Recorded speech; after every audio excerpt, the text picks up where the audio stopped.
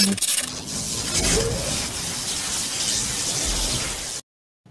teman-teman, Assalamualaikum warahmatullahi wabarakatuh. Selamat malam teman-teman semua. Kembali lagi bersama Mr. Wiring. Jadi pada pembahasan kali ini kita akan membahas tentang cara memahami jalur CDI pada motor Supra ya teman-teman. Sebelumnya kita telah membahas tentang cara merubah kiprok Supra ini memakai kiprok Vario ya. Jadi sekarang kita membahas tentang jalur CDI pada motor Supra ini. Jadi tanpa basa-basi kita lanjut saja ke video. Oke teman-teman, pada CDI Supra ini mempunyai 5 kabel ya teman-teman. Yang pertama kabelnya itu berwarna hitam leres merah. Jadi yang ini ya teman-teman.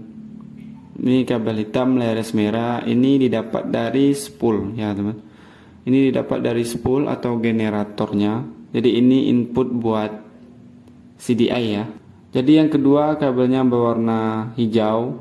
Jadi kabel hijau ini berfungsi sebagai masanya ya. Ini masa didapat dari rangka atau bodi ya.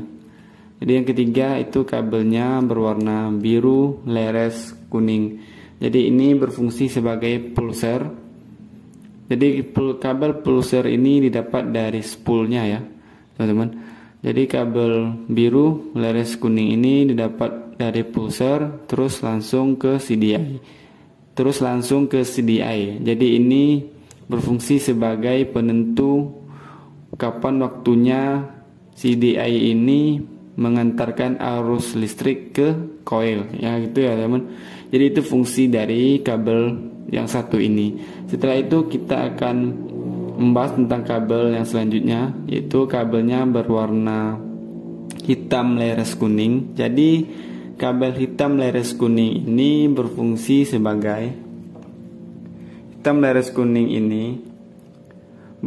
sebagai arus positif yang didapat oleh coil. Jadi kabel ini kabel keluaran dari CDI ini. Jadi kepanjangan dari CDI itu adalah kapasitor discharger ignition. Jadi itu kepanjangan dari CDI. Jadi kabel ini didapat dari CDI yang sudah diolah oleh CDI dan diatur oleh kabel biru leres kuning ini kapan waktunya CDI ini mengantarkan arus listrik ke coil. Jadi ini fungsi dari kabel hitam leres kuning. Jadi kabel ini langsung ke coil ya teman-teman.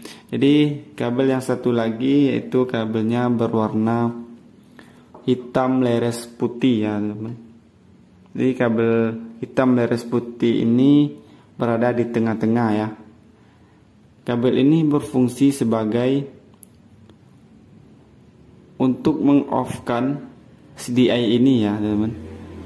Jadi fungsi atau cara kerja dari kabel hitam leres putih ini adalah kabel ini langsung masuk atau menuju ke kabel kunci kontaknya ya teman-teman.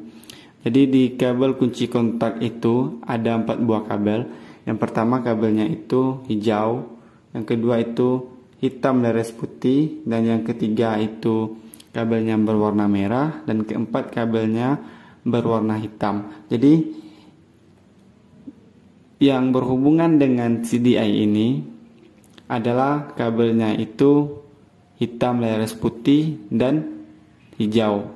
Jadi ketika kunci kontak di-on-kan, maka otomatis kabel hitam leres putih ini akan terhubung dengan kabel hijau ini ya teman-teman.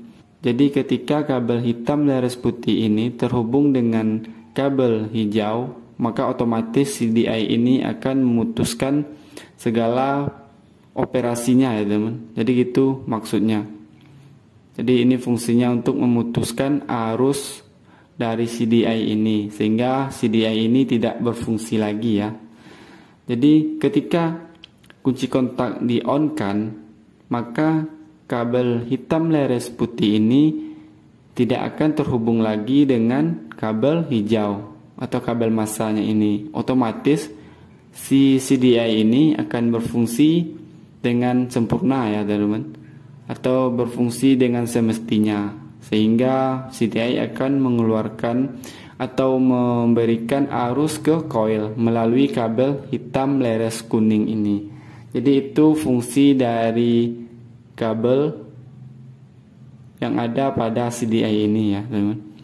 Jadi cuma tutorial sederhana ya teman. Jadi ini memberitahu kepada teman-teman, mana tahu di antara teman-teman masih ada yang pemula. Buat teman-teman yang udah senior, mohon koreksinya dan komentarnya ya teman.